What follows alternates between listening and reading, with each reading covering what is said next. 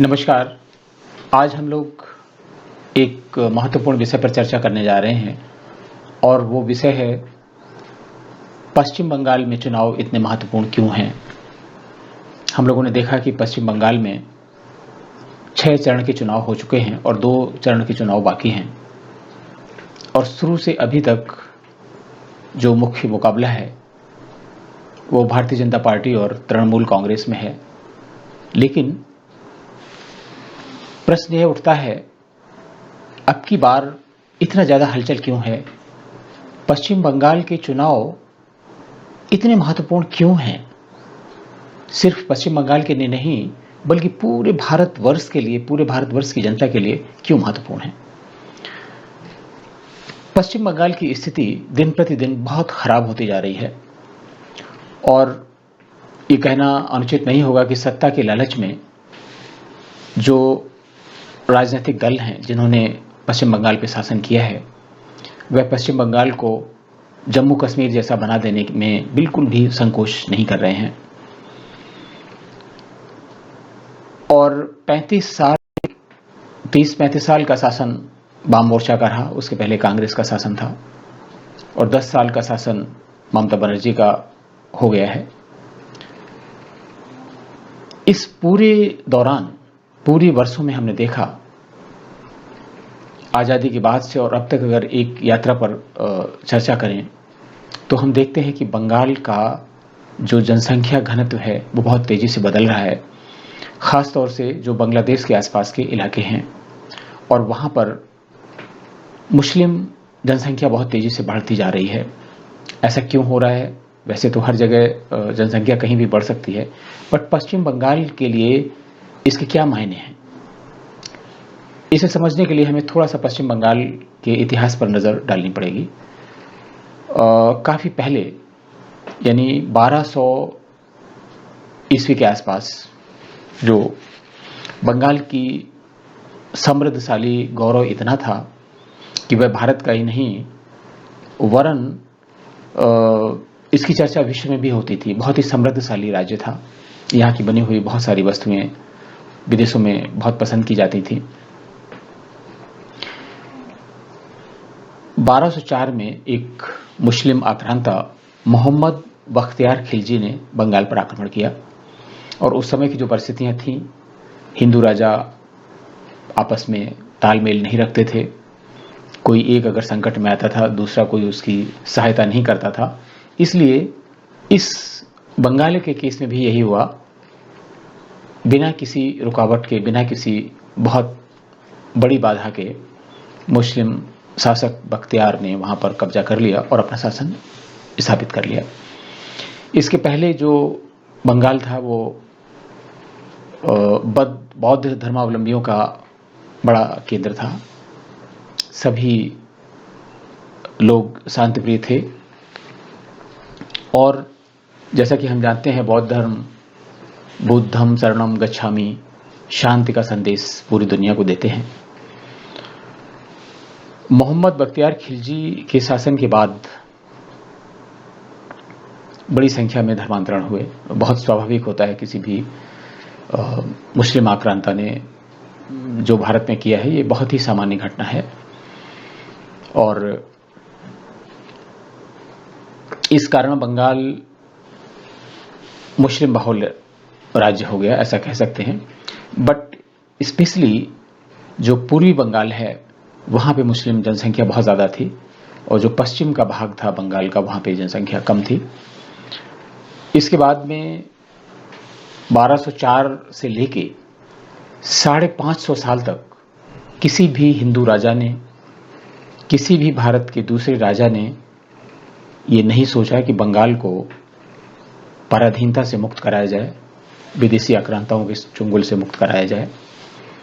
ये 1757 में हुआ जब ईस्ट इंडिया कंपनी ने अपना साम्राज्य बढ़ाने के लिए, व्यापारिक साम्राज्य बढ़ाने के लिए आक्रमण किया और प्लासी की लड़ाई में ईस्ट इंडिया कंपनी ने बंगाल को अपने कब्जे में ले लिया। इसमें क्या हुआ, हिंदुस्तान की जो बहुसंख्यक जनता थी, हिंदू लोग थे, उनके लिए महज एक सत्ता हस्तांतरण था। सत्ता एक मुस्लिम शासक के हाथ से ईस्ट इंडिया कंपनी के हाथ में, और इसके बाद ब्रिटेन के राजा को चली गई, मीन्स ब्रिटिश सरकार का कब्जा हो गया। ब्रिटिश शासनकाल में 1905 में बंगाल का विभाजन किया गया, और विभाजन का कारण था धार्मिक जनसंख्या। उस समय क्या हुआ कि पूर्वी बंगाल और पश्चिमी बंगाल नाम के दो प्रांत बना दिए गए। पूर्वी बंगाल मुस्लिम बहुसंख्यक स्थान था, पश्चिमी बंगाल मिश्रित आबादी थी, लेकिन बंगाली संस्कृति की कारण, बंगाली संस्कृति की वजह से लोगों ने संयुक्त रूप से बहुत आक्रोश दिखाया, और 1905 के बाद 1911 में ब्रिटिश शासन ने इसे वापस ले लिया। लेकिन इन 6 सालों में जो प्रशासनिक विभाजन था बंगाल का, वो बना रहा, और इस प्रशासनिक विभाजन की रेखाएं बिल्कुल स्पष्ट थी। और जब 1947 में भारत स्वतंत्र हुआ, आप सभी को मालूम है कि 1946-47 में बंटवारे के काफी पहले से जो मुस्लिम लीग थी और जो जिन्ना थे, इन्होंने पहले से बहुत सारे पॉकेट हिंदुस्तान के आइडेंटिफाई कर लिए थे कि उन्हें कहां कहां जगह चाहिए। ऐसे उन्होंने बहुत सारे स्थान आइडेंटिफाई किए थे, लेकिन बातचीत के बाद उनको 2 स्थान दिए गए, तो उन्होंने 2 जगह चुनी। एक तो पाकिस्तान आज जहां पे है, जिसे उस समय पश्चिमी पाकिस्तान कहा जाता था, और दूसरा था पूर्वी पाकिस्तान। पूर्वी पाकिस्तान के साथ में स्वाभाविक रूप से उन्होंने पूर्वी बंगाल लिया, और इसके साथ में जो आज का बंगाल है, पश्चिम बंगाल को भी लेना चाह रहे थे, और असम को भी लेना चाह रहे थे। काफी रस्साकसी मान मनोबल के बाद में जो निर्धारण हुआ, वो पूर्वी पाकिस्तान में पूर्वी बंगाल गया। लेकिन पाकिस्तान के शासकों का षड्यंत्र देखिए, और उनकी तारीफ करनी होगी, उनका अपने देश के लिए कमिटमेंट देखिए, कि उन्होंने उसी समय ये निर्णय ले लिया था कि कैसे बचे हुए भूभाग को वो पाकिस्तान में मिलाएंगे। इसके लिए उनकी दोहरी रणनीति रही। एक तो रणनीति ये थी कि पश्चिमी पाकिस्तान के पास के जो इलाके हैं वो पश्चिमी पाकिस्तान में मिलाए जाएंगे, पूर्वी पाकिस्तान के पास के जो इलाके हैं वो पूर्वी पाकिस्तान में मिलाए जाएंगे। और उसका 2 रणनीति थी उसमें। एक तो ये आक्रमण करना, और दूसरा था घुसपैठ कराना, जनसंख्या का घनत्व बढ़ाना जो सीमा के जिले थे, और इसके बाद में उन जिलों को धीरे धीरे करके दोनों तरफ पाकिस्तान में मिलाना। इसके अलावा पूर्वी पाकिस्तान से पश्चिमी पाकिस्तान के लिए एक राजनीतिक कारणों से एक गलियारा प्रस्तावित था, जो नहीं किया जा सका, अन्यथा तो बहुत विध्वंसकारी होता। खैर, 1971 में जब पश्चिमी पाकिस्तान की दमनकारी नीतियों के कारण पूर्वी पाकिस्तान बहुत संकट में था, तो उस समय तत्कालीन भारत सरकार ने इसमें दखल दिया, और हमारे सैनिकों ने, हमारी सेनाओं ने अपना खून बहाया बांग्लादेश बनाने के लिए, और 1971 में बांग्लादेश का जन्म हुआ। बांग्लादेश के जन्म के बाद ही, बांग्लादेश बन जाने के बाद भी पाकिस्तान और बांग्लादेश में कोई अंतर नहीं हुआ। कम से कम हिंदुओं के जीवन में तो कोई अंतर नहीं आया। वही सब कुछ हुआ बांग्लादेश में जो पाकिस्तान में हुआ करता था। मंदिरों में तोड़फोड़ हुई, हिंदुओं के घर जलाए गए, हिंदुओं को मार पीट कर भगाया गया। उसका भी उद्देश्य था किसी भी तरीके से बांग्लादेश को इस्लामिक राष्ट्र बनाना, और वो काम उन्होंने बहुत जल्दी से पूरा कर लिया। बांग्लादेश इस्लामिक राष्ट्र बन गया। इसके बाद भारत में घुसपैठ शुरू हुई, उसमें मुस्लिम थे। पहले तो शरणार्थी आए, जिसमें हिंदू शरणार्थी थे, असमीज बंगाली बोलने वाले लोग थे, और इसके बाद बंगाली बोलने वाले मुस्लिम और असमी बोलने वाले मुस्लिम भी आए। ये सब एक सोची समझी रणनीति के तहत किया गया था। इसका खुलासा जुल्फकार अली भुट्टो, जो पाकिस्तान के प्रधानमंत्री थे, उन्होंने किताब लिखी थी, उसका नाम था मिथ ऑफ इंडियन इंडिपेंडेंस। उसमें देखा जा सकता है, उन्होंने बताया था कि किस तरीके से हम लोगों ने, मीन्स पाकिस्तान ने प्लान किया है कि भारत के इस भूभाग को दोनों तरफ कैसे मिलाया जाएगा। अब चूंकि नया देश बन गया था बांग्लादेश, तो पाकिस्तान का तो उसमें कोई कंट्रोल नहीं था, लेकिन वही रणनीति, बांग्लादेश के जो कट्टरपंथी तत्व हैं सरकार के समर्थन से, और सरकार चलाती रही और वो आज भी जारी है। बांग्लादेशी घुसपैठिए पूरे हिंदुस्तान में हर जगह हैं, कलकत्ता से लेके जम्मू तक। आप केरल में जाएं, तमिलनाडु में जाएं, देश के हर भाग में मिलेंगे। उनकी कितनी संख्या है इसका सही आंकड़ा किसी के पास नहीं है। लेकिन पश्चिम बंगाल के सीमावर्ती जिले हैं, उसमें कुछ जिले ऐसे हैं जहां उनकी जनसंख्या 90% से भी ज़्यादा है। और यही एक आदर्श स्थिति की कल्पना भुट्टो की किताब मिथ ऑफ इंडियन इंडिपेंडेंस में की गई थी कि जब ये जनसंख्या 50% से ज़्यादा हो जाएगी, उसी समय हम लोग संघर्ष शुरू कर देंगे और ये स्थान अलग होके पूरी पाकिस्तान में मिल जाएंगे। आज वही समस्याएं हैं, लेकिन हम लोगों की राजनीतिक दलों की जो मुस्लिम तुष्टिकरण की नीति है, उसके कारण इस समस्या का कोई निदान नहीं निकला और इस समस्या बढ़ती ही गई। बांग्लादेश में जो हिंदुओं पे अत्याचार हुए, उनकी एक लंबी दास्तान है, उनको फिर कभी हम लोग चर्चा करेंगे। लेकिन पाकिस्तान की एक लेखिका है तस्लीमा नसरीन, उन्होंने एक किताब लिखी हुई थी जिसका नाम था लज्जा, और उस लज्जा में ऐसी बहुत सारी कहानियाँ, बहुत सारे ऐसे वृतांत उन्होंने लिखे हुए हैं जिसमें बांग्लादेशी कठमुल्लों ने, वहाँ के कट्टरपंथियों ने हिंदुओं पर ज्यादती की, और ज्यादतियों का हिंदू प्रतिकार भी नहीं कर सके। उन ज्यादतियों का वर्णन ही तस्लीमा नसरीन ने अपनी किताब में किया है, जिसके कारण कट्टरपंथी तत्व बहुत नाराज थे बांग्लादेश के, और उन्होंने तस्लीमा नसरीन को देश निकाला दे दिया। तस्लीमा नसरीन ने भागकर भारत में शरण ली। कलकत्ता में उनको घर जैसा माहौल मिलता था, दोनों जगह लोगों का रहन सहन, भाषा, शैली, खान पान सब एक जैसा था। लेकिन हिंदुस्तान जैसे धर्मनिरपेक्ष राष्ट्र कहा जाता है, वहाँ पर भी हमारे वामपंथी धर्मनिरपेक्ष लोगों ने उनको रहने नहीं दिया। उनको भागकर दिल्ली आना पड़ा, और दिल्ली में भी कांग्रेस की सरकार थी तो उनको कुछ समय छोड़ के भारत छोड़ना पड़ा, बाहर जाना पड़ा। इसके बाद वह जब भारत में वापस आई, काफ़ी समय तक दिल्ली में रहीं, और सत्ता बदलने के थोड़े समय बाद वो कलकत्ता गई ज़रूर। लेकिन कलकत्ता में जो पश्चिम बंगाल के कट्टरपंथी हैं, उनके दबाव में सरकार ने उनकी सुरक्षा की गारंटी लेने से इनकार कर दिया। इस कारण उनको बहुत समय दिल्ली में रहना पड़ा। ये है तुष्टिकरण का स्तर जो बंगाल में हुआ। आप घुसपैठ में एक घटना का जिक्र करना आवश्यक है। 90 के दशक में, जिस समय महाराष्ट्र में भाजपा और शिवसेना की सरकार थी, वहाँ के लोगों ने पूरे महाराष्ट्र से बांग्लादेशियों को आइडेंटिफाई करके कुछ बांग्लादेशियों को लेकर ट्रेन में बैठाकर ले गए, और वो हावड़ा स्टेशन पर जो वाम मोर्चे के लोग थे, उन्होंने पुलिस पर आक्रमण कर दिया, जो महाराष्ट्र की पुलिस गई हुई थी, और सारे बांग्लादेशी घुसपैठियों को छुड़ा लिया। और वो घुसपैठी जो थे बंगाल में ही रहने लगे, वहीं विलीन हो गए, पता नहीं चला वो कहाँ गए। और वही क्यों, आप आम हिंदुस्तान का नागरिक है, उसके पास शायद राशन कार्ड ना हो, उसके पास शायद आधार ना हो, उसके पास दूसरे आइडेंटिफिकेशन के कार्ड ना हो, लेकिन ये जो घुसपैठिए हैं, इनको प्राथमिकता के आधार पर ये सारी सुविधाएं जो भी सरकार रही उन्होंने उपलब्ध कराई, क्योंकि ये बहुत बड़ा वोट बैंक था। ममता बनर्जी ने अपने शासनकाल में तो हद कर दी। उन्होंने वाम मोर्चा के पिछले रिकॉर्ड को तोड़ते हुए सारी पराकाष्ठा पार कर दी। मस्जिदों में अजान लगाने वाले लोगों के लिए उन्होंने वेतन भत्ते नियुक्त किए।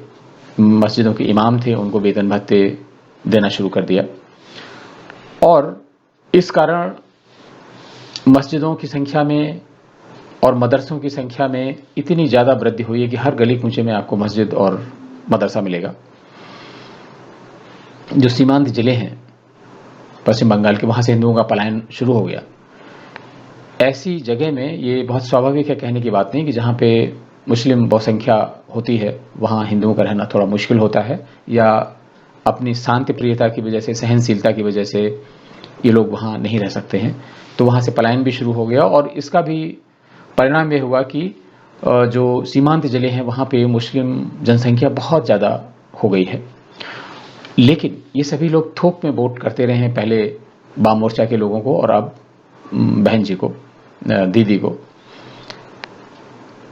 और दीदी के शासनकाल में, ममता बनर्जी के शासनकाल में, और ये परंपरा पहले से भी थी वाम मोर्चा के शासनकाल में, जो सीधे साधे लोग हैं, जिनका कमिटमेंट भारत के लिए है, जो राष्ट्रवादी हैं, राष्ट्रभक्त लोग हैं, उनका पार्टी और पॉलिटिक्स से कोई लेना देना नहीं है, उनको वोट नहीं डालने दिया जाता था। चुनाव के 1-2 दिन पहले उनके वोटर आईडी कार्ड इकट्ठा करवा लिए जाते थे और उनको बोल दिया जाता था कि ठीक है, आपके वोट पड़ जाएंगे, आपको बूथ तक जाने की जरूरत नहीं। स्वतंत्र भारत में ये हो रहा है। इसका एक नमूना देखने को मिला है कि पहली बार जब 8 चरणों में चुनाव हो रहे हैं, सेंट्रल की पैरामिलिट्री फोर्सेस वहां पर लगी हुई हैं। बहुत से ऐसे लोगों हैं जो 50 वर्ष से लेकर 70 वर्ष की आयु के हैं, जिन्होंने जीवन में पहली बार वोट डाला, और वो इस बात से ही उत्साहित हैं, उनको लग रहा है कि जैसे देश की आज़ादी का पहली बार उनको एहसास हो रहा है। मीन्स हम क्या कह सकते हैं कि 70 साल में किसी भी केंद्र सरकार और राज्य सरकार ने ऐसा अवसर नहीं दिया वहाँ के कुछ लोगों को जो वोट भी डाल सकें।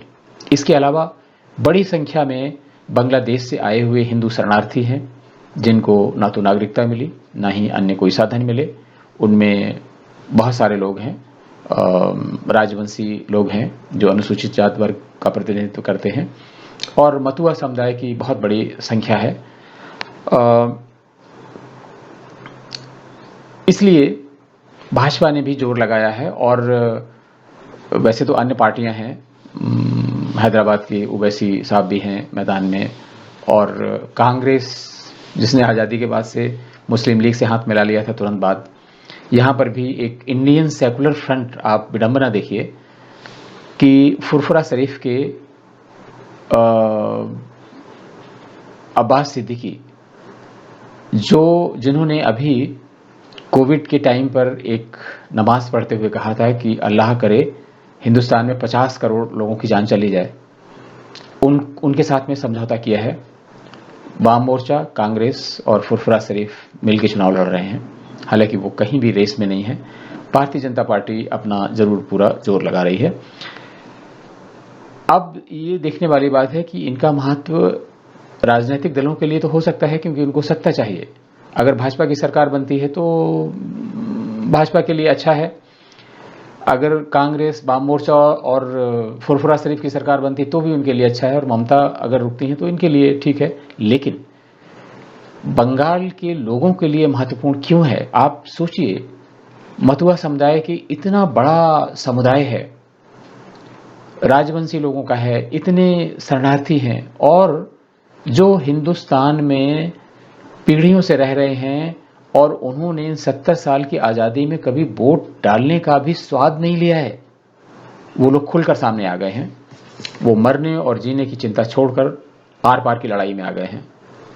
इसलिए महत्वपूर्ण चुनाव इसलिए ज़्यादा हो गए हैं कि अगर सत्ता परिवर्तन नहीं होता है तो आप ये समझिए कि ये जो लोग जो खुलकर सामने आए हैं, इनका जीवन अत्यंत खतरे में पड़ जाएगा। इन्होंने कैलकुलेटेड रिस्क ली है।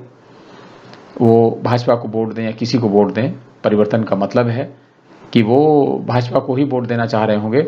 लेकिन अगर सब कुछ एज इट इज रहता है तो उनके लिए बहुत मुश्किल हो जाएगी। इनफैक्ट जहां पर चुनाव हो चुके हैं वहां पर तमाम झगड़े झंझट शुरू हो गए हैं। इसलिए इन सब परिस्थितियों को देखते हुए भाजपा भी इसमें एक अवसर तलाश रही है। उनको एक अवसर मिला है। भाजपा के जितने भी कद्दावर नेता हैं वो पश्चिम बंगाल में हैं, चाहे वो स्मृति ईरानी हो, चाहे अमित शाह हो, चाहे जेपी नड्डा हो। स्मृति ईरानी तो बहुत अच्छा बंगाली में भाषण भी कर रही हैं। प्रधानमंत्री ने बहुत सारी रैलियां की हैं। उत्तर प्रदेश के मुख्यमंत्री योगी आदित्यनाथ ने भी बहुत सारी रैलियां की हैं। और आप विडंबना देखिए कि पिछले लोकसभा के चुनाव में उनके हेलीकॉप्टर को उतरने की परमिशन ममता बनर्जी ने नहीं दी थी। हिंदुस्तान का राज्य है, वहां पर एक दूसरे राज्य के मुख्यमंत्री को चुनाव प्रचार की अनुमति नहीं दी गई थी। पंचायत के चुनाव में लोग अपना नामांकन भी नहीं करवा सके थे, और लगभग 1/3 उम्मीदवार निर्विरोध चुने गए थे। टीएमसी के लोग थे। तो इसलिए चुनाव महत्वपूर्ण है। हमें देखना है उन लोगों के लिए जो अभी तक अपनी आवाज नहीं उठा सके हैं, जो तुष्टीकरण के बोझ के नीचे दब जा रहे हैं।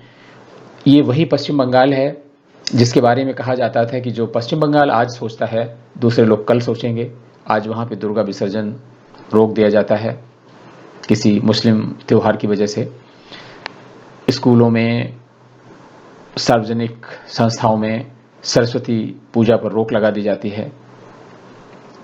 ये जय श्री राम के नारे पर लोग भड़क उठते हैं, इसे सांप्रदायिकता करार दिया जाता है। मुझे लगता है कि ये बहुत ज्यादा है।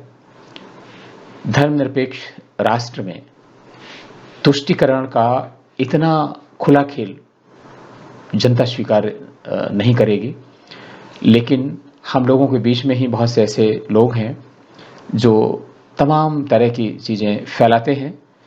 लेकिन शायद बंगाल का मतदाता जाग रहा है, उसे अपनी चिंता है, अपने पीढ़ियों के भविष्य की चिंता है, इसलिए चुनाव महत्वपूर्ण है। अगर सत्ता परिवर्तन नहीं होता है तो जो सत्ता के खिलाफ खुलकर सामने आए हैं, वोट डाल रहे हैं, उनका जीवन खतरे में पड़ जाएगा। और मुझे लगता है कि बंगाल को बचाने का यह एक अवसर है, अन्यथा मतलब पोजीशन बहुत खराब होने जा रही है। क्योंकि इस तुष्टीकरण की नीति ने अभी तो हमें कहीं का नहीं छोड़ा, ये कहाँ ले जाकर करेगी, कितना हिस्सा इससे कटेगा, ये बहुत दुर्भाग्यपूर्ण स्थिति हो जाएगी। इसलिए अभी नहीं तो कभी नहीं।